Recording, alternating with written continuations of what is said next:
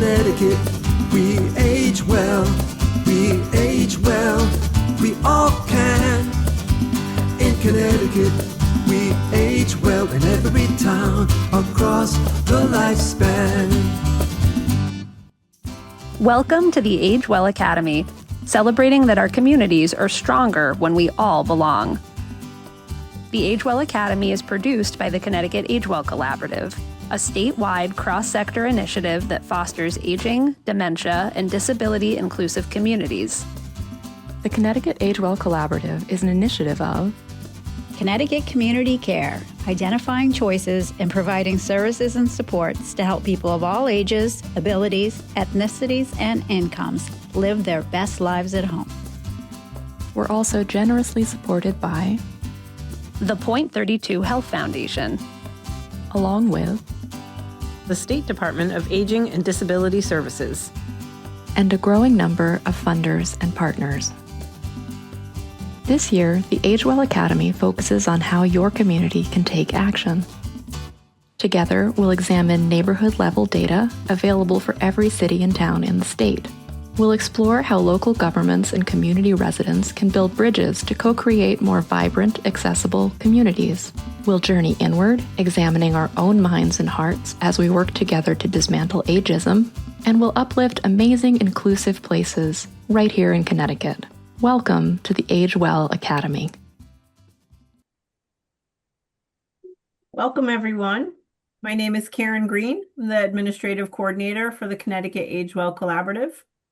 In alignment with our commitment to emphasize access, equity, and inclusion, we're modeling best practices for a virtual presentation. We have enabled the closed captions. We will be describing images and other visual content that's displayed to assist anyone with a visual or cognitive disability.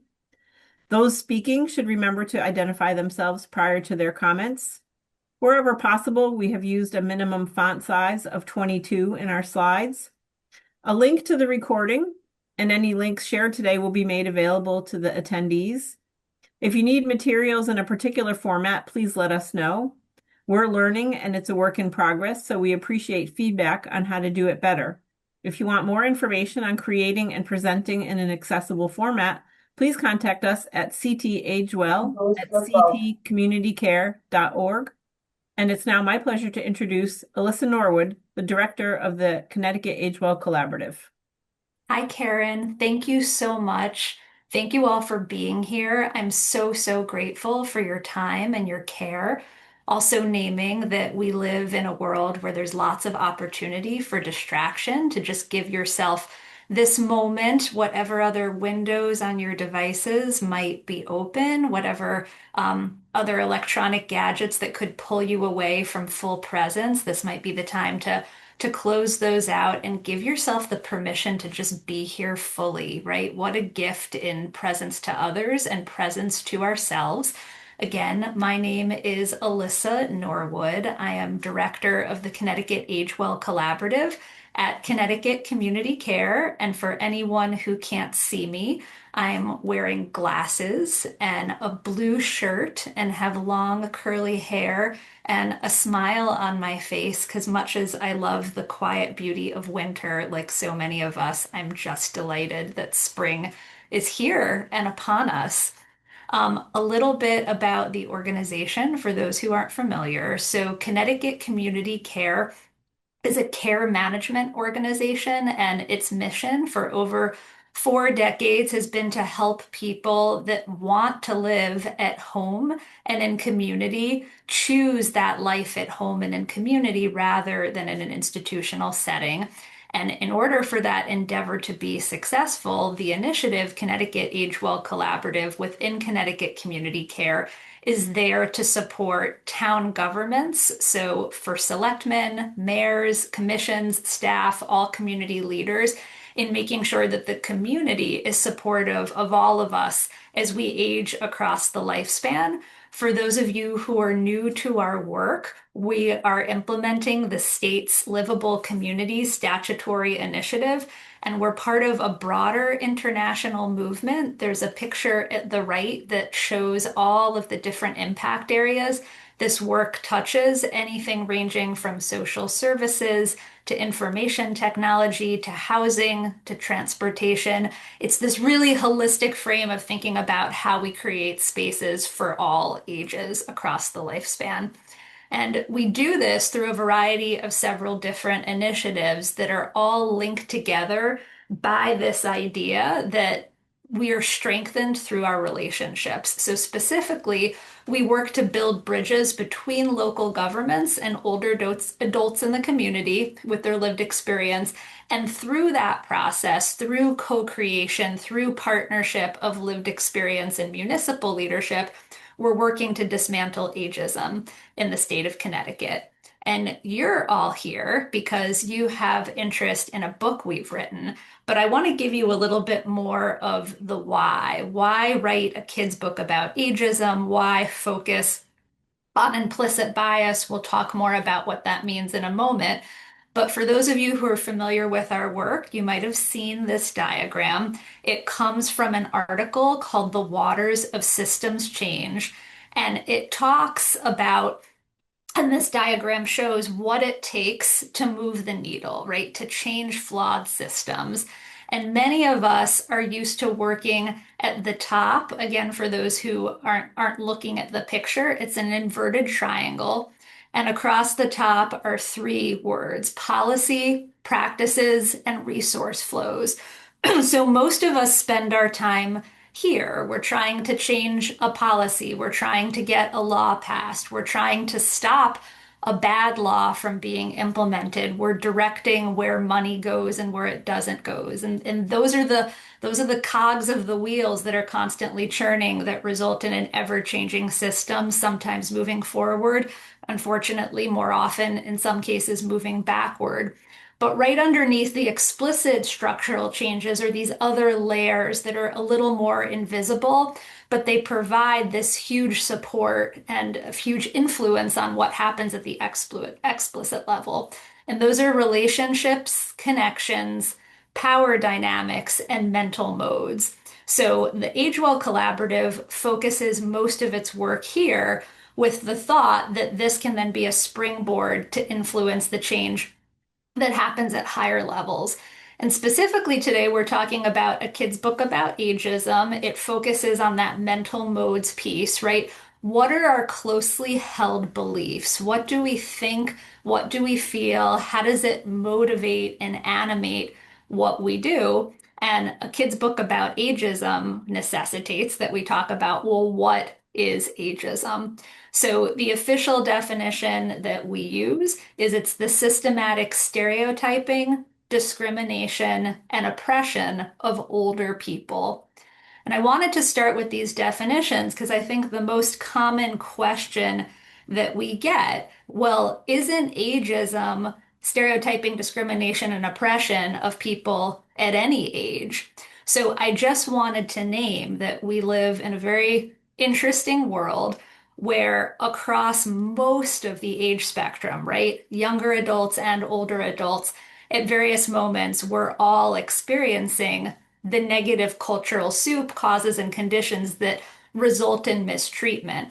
But there's a different word for what happens at the other end of the age spectrum, and that's adultism. So that's the systematic stereotyping, discrimination, and oppression of younger people. And there are lots of different age thresholds you could define this at, right? We have certain presumptions about minors as a culture. We have certain narratives that are in the cultural soup right now about people in their 20s or in their 30s.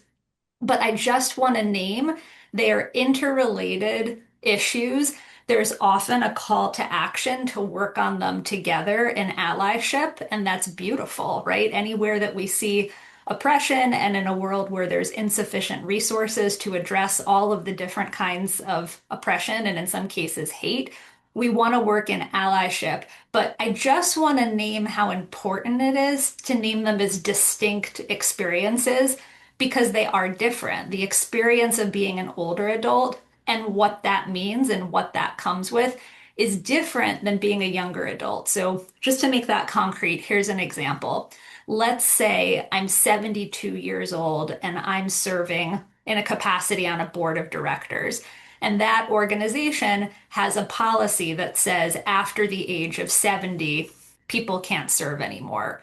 So that's ageism, right? There might be something correlative. Stereotypes arise from correlation. It could be that through an aging process that mental acuity may or may not shift at a higher rate than the rest of the population, but there's nothing inherent about being 72 that means I should no longer be serving in that capacity. So that's systemic oppression. That looks and feels different than my being 25 and sitting in a boardroom and people making inappropriate comments about my level of competency or life experience. That doesn't feel good. That's an individual age-based negative experience, but it's different than systemic oppression. So I just want to name that systemic oppression piece shows up more prominently and in different ways in ageism than adultism. So if you have more questions about that, we can talk about it at the end. For those of you who've been on a journey with us on the Age Well Academy throughout the year, I just wanted to name that if you're having a back to the future moment and said, well, have we mentioned a kid's book about ageism before? The answer is yes. A kid's book about ageism was written through a very particular process. It was through our Community Leaders Fellowship program. And this was one of the results of this very co-creative process where older adults with lived experience helped us write the book. So if you're curious about that aspect, that was our November webinar. And if you go to our YouTube page, you'll be able to access that recording. And I just want to acknowledge Lisa Breath and Cynthia Highland, who were among the co-authors of a kid's book about ageism. They're also Community Leaders Fellowship alumni, and they were on that webinar sharing their experiences. So, why a kid's book about ageism? So, normally, and anyone that does social justice work knows, oftentimes the first people to stand up when there's a social challenge is the oppressed group. So, conversations about ageism very naturally tend to attract people who are older. And we wanted to create a conversation across the lifespan. So, these are photos on the left of a library in Newtown that decided to have a one town, one read event. They had as the centerpiece of that effort, Ageism Unmasked, and had all kinds of events associated. But you'll see in one of the photos, they also wanted to make sure that children and their caregivers were included in the conversation as well. So a kid's book about ageism was part of their effort as well as an age appropriate book. And conversation guides associated with the book are on the right. We'll talk more about that later. So, a kid's book about ageism was published by an organization called A Kids Company About. And you can check out their website. They are a publishing company and a social media company that are rooted in this idea that there are challenging conversations that need to be had, and kids are ready. So, what does it look like to publish a whole series of books that help adults that might find it difficult to figure out how to approach difficult topics, to have age appropriate, challenging, and empowering conversations? And I've been a user of some of these books in my parenting. They're wonderful.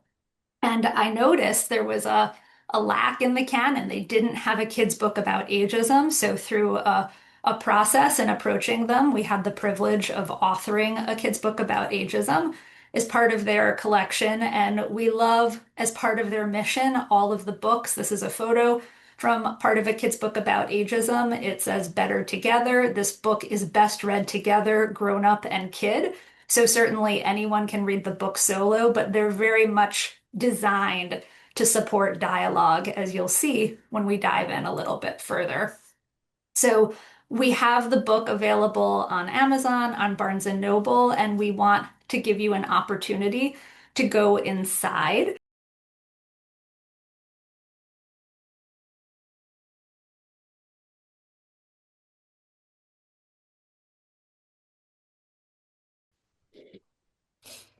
And I know we have a beautiful gathering of people here, but I would love if anybody's willing and wanting to put their voice into this space and just raise a hand, just because I think if I allow for a generalized unmute, it might be a little bit much, but an unmute, I'll unmute you and share into the circle if you're willing. Cynthia, I see a hand. Please unmute and bring your voice in. I just love, Miranda, that you started with us feeling our feet. Because I think this book, well, it gives kids a big voice, but it also helps adults remember and feel their own ageist roots. And as someone who spends all their time in their head, it was participating in daring dialogues with you, Miranda, that made me see how important that feeling part is. And being able to reach down and feel your roots is what helps your present tree bloom. So thank you. Thank you so much. I really agree with that. I'd love to just read out some of the things that are coming into chat too, because I think that's such an important space. Um, Hopeful, so well put together. The book puts into words to confirm why we do what we do. Positive, honor older adults, share their value and contributions and worth. Be present with yourself and others. Yeah. Anything else showing up for people? Things that surprised you about how this felt hearing this book? Or how you might feel like, oh wow, I've had the great fortune of reading this book to my own kids and having this conversation and thinking about how would it have changed me when I was a kid if someone had read me a book like this? Um, Angel shares, thanks for allowing kids to see how someone else making rules for them can feel unfair. Angel, I love that question too. Like, wow.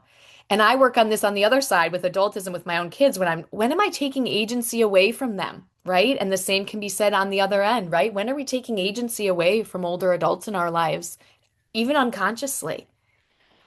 Iris shares more awareness on surroundings. I start thinking about next 5 years, always trying to have a good attitude, reaching out and try to stay positive and change.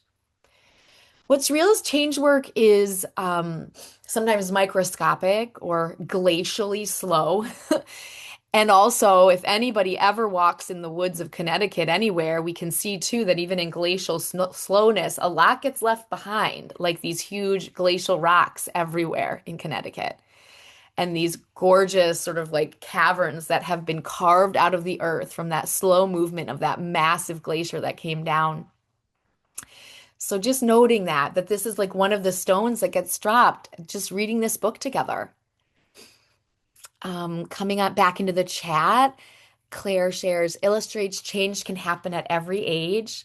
Um, oh, I'm so glad you've gifted this book to fellow colleagues, and I love that, Making and Raising Babies. Thank you. Yes, I get so excited every time I see a copy of this. I'm a library person, and I'm seeing it in more libraries, and it's like this is a conversation we need to keep having.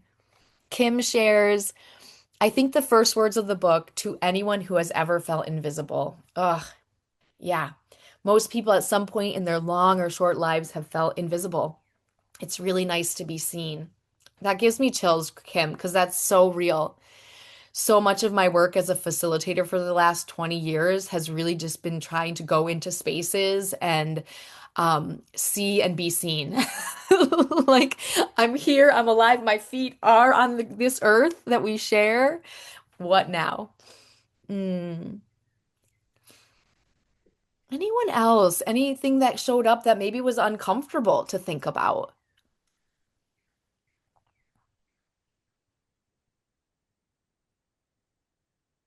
Lisa shares great opportunity to share how media impacts attitudes and stereotypes. Lots of opportunities for discussion. Exactly. I'm a practitioner and a long-term sort of studier of Ayurveda. It's one of the oldest life and medical sciences. It's like in companionship with yoga. It comes out of India. And one of the great wisdoms I gained from my learning there is that everything is a process of digestion. And I say that because in the information age that we all live in, there's so much to digest in terms of news and information and all kinds of things that we never had access to before. And if we aren't giving ourselves space for digestion, healthy digestion, the same thing that can happen in our physical digestion can happen in our mental or psychological digestion. Things can get bogged down, or we cannot be absorbing things well, or we're not getting all of the beautiful nutrients and nourishment that we could if we were really honoring the process of digestion. Hmm. I'm just going back into the chat from Angel. I wonder how kids that are active with their grandparents might see this differently than those kids who don't have that older generation in their lives. Great point. Exactly. That's real for anything, right? If we don't have access to the communities of folks that we are consciously or unconsciously oppressing, it's actually a lot harder to even envision a change. And I talk about this a lot from a lot of different lenses as in my work in anti-oppression, that it's like one of the ways to start is to notice, do you have any folks of this identity in your life? And if you don't, why not? And again, it's not about shame in these spaces or that we have some sort of perfection we're moving towards. It's really this inner inquiry that's like, oh wow, I don't have any trans folks in my life, for example. I don't have any older adults in my life, for example. Or on the other hand, I don't have any children in my life. It's easier for us through distance to oppress, unfortunately, because we don't have that lived experience. Michelle shares, it's a very informative and enlightening book for all ages. I agree. I am such a library fiend with my kids, and I'm famous for like finding some kids books that then I recommend to my adult friends. I'm like, listen, this book addresses social isolation so beautifully. Please read it. This book addresses all sorts of things. So this book is one of those jump off points. It's not just for kids, right? It's for us too. It's this like I said earlier, this simplification and distillation that can help us feel more empowered to have these conversations, not only with children, but also with the other adults in our lives.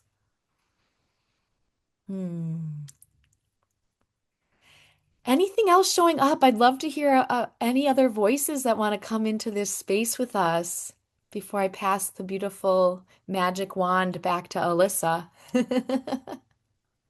Well, as an audience member, right, I got to have you read to me. Thank you for Miranda. I'll name you. Asked us if anything was challenging or uncomfortable for us. And I know that we are all part of this very large machinery and we're this bag of reactive chemicals and hormones that we call a human body. So I say with self-love, and for anyone else in the room for who this might be an aha moment, to be a child in the world is to know and at some point encounter oppression, right? Because there's a power dynamic. And I think the discomfort of knowing that arriving into my adulthood and now embodying and looking in such a way that I don't receive that oppression, that it's that much more tempting to step into the role of oppressor, right? It's my moment. I finally have the power that I didn't as a child. And what does it look like to cling to it? I think is a story that we all have to confront on the inside and the particular contours of that, but naming that we all shift and that there's this dance through life of going back and forth between this role of oppressed and oppressor, and bringing that very uncomfortable truth into awareness is the first step in disrupting the cycle, right? So it's ugly. It's ugly. And that's the nature of this work. So thank you for providing such a loving container for us to not just kind of rush through, but feel the time and space for these uncomfortable truths to emerge is part of it. And every time I reread the book, I encounter a new uncomfortable truth about myself. And so is the work, right? And so is the work. It's so real. I always tell people if you're going to go into this work, you have to be so compassionate with yourself because it's messy and it's confronting. Lisa shares in the chat, caring for older adults can require a constant balance between ensuring agency and sometimes keeping people safe. This book is a good reminder to stay focused on older adults' feelings. Exactly. Or any, right? I mean, this can be true for anything, right? When we are silencing someone's feelings, our own or someone else's, that's information. Like, why don't we want to hear from ourselves or from others? And what's the barrier? What's showing up as that separation space and honoring that, but doing it with so much gentleness because otherwise we won't keep going.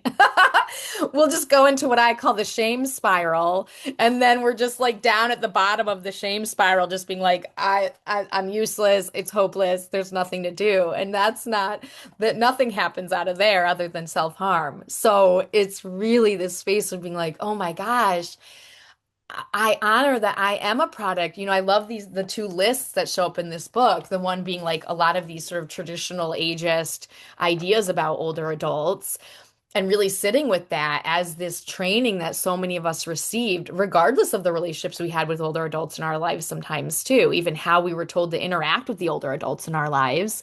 And then that second list at the end, which is just like really helps us challenge some of our conditioning. And this kind of work is lifelong.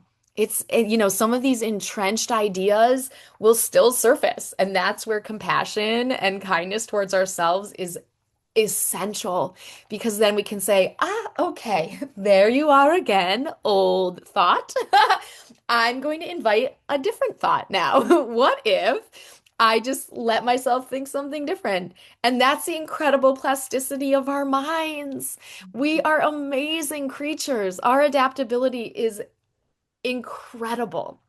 And so it's like remembering that, honoring that, and also honoring that stuff takes time. Again, part of the information age is this illusion of immediacy, which isn't real, but we love to think that things can be really immediate and really quick because DoorDash or whatever, whatever you want to look at, right? Or this constant feed that's coming in of news. But it's much slower than that. And that's a beautiful thing because when we slow down, we can see things so much more clearly, too. So, thank you so much for letting me read to you. I'm going to share one more thing out of the chat and then I'm going to let Alyssa take it back. Iris shares, I feel it is always important to share our feelings and have a support team of friends collaborating to make the journey easier. I love that, Iris. We need that support team. Let us be part of your support team as you do this incredible work of confronting and dismantling ageism. Thank you so much.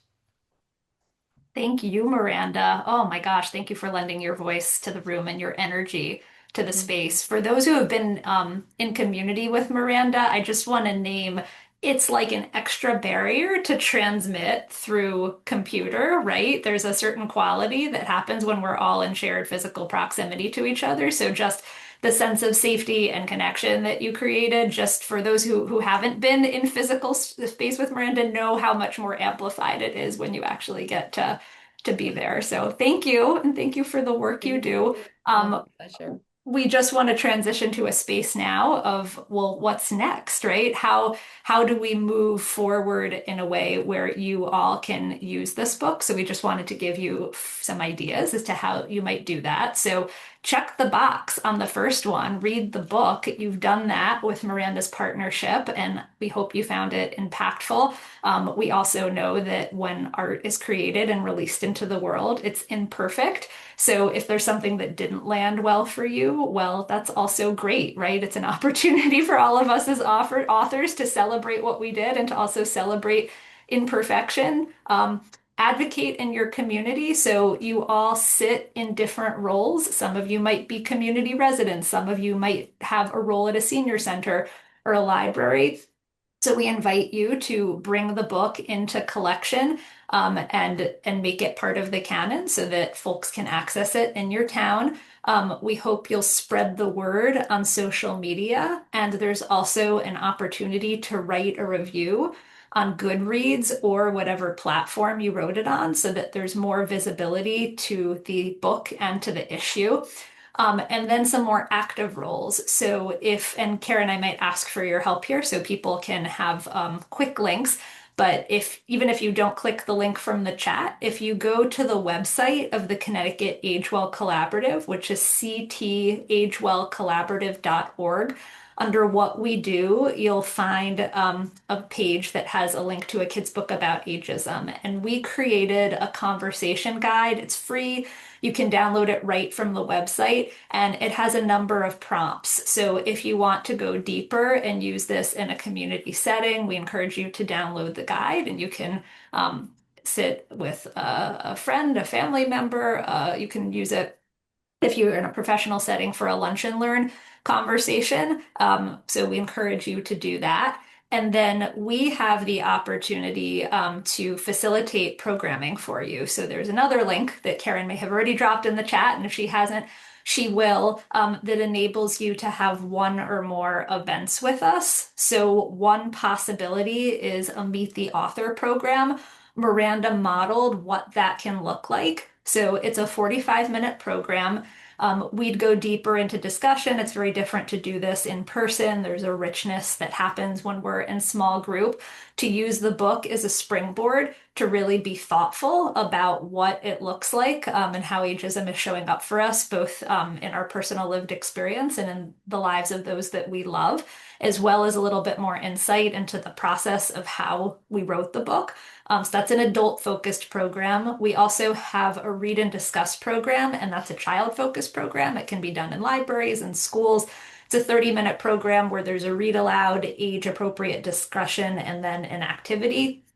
And then the last, most comprehensive program is if any of you are in towns that want to make this a one community, one read, we would provide a 1-hour training that gives a little bit of a container so that everyone is well positioned to implement what could be an intergenerational program without being caught unaware and unintentionally perpetuating ageism or adultism in the process of creating a program. So we'll bring some of those issues to life, provide support materials, and then a 1-hour implementation check-in. So if there's any interest in any of that, there is a way to either contact us through our event interest form, or you can just email me directly. So I just want to stop there. I know there were some reflections, but I just want to hold space for any potential questions. I love calling this part of the conversation, not the question and answer session, because I don't have answers, right? None of us do.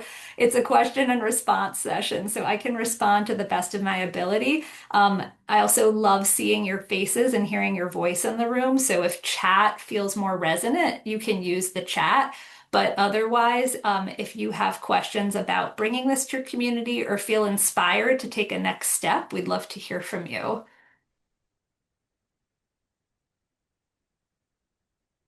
Anybody? Okay, well, with all of that, I hope that you'll take the extra moment to grab the links from the chat and then send you all on your way. And thank you for your passion and your presence, and best wishes for a wonderful rest of your day.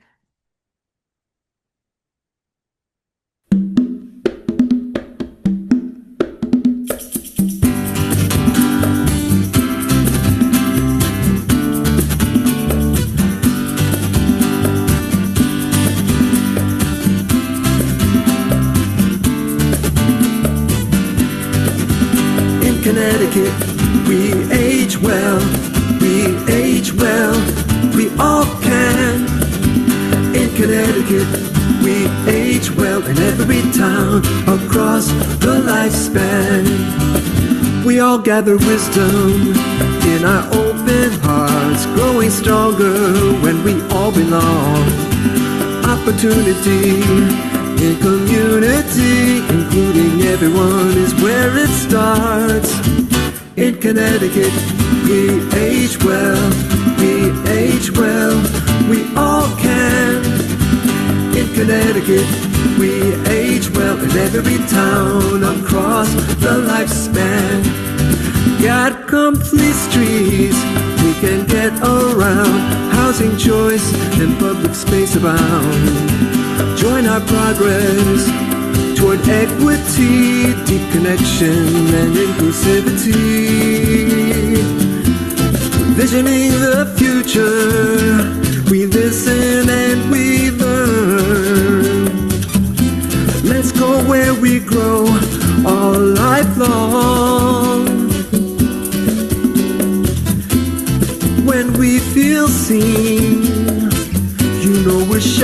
shining bright. When we honor choice, we know we're living right. Follow all to chart systems change, to make places we can thrive. We'll plan and zone together. Dance here every season is good. It's so good, good to be alive. In Connecticut, we age well, we age well, we all can. In Connecticut, we age well in every town across the lifespan. In Connecticut, we age well, we age well, we all can. In Connecticut,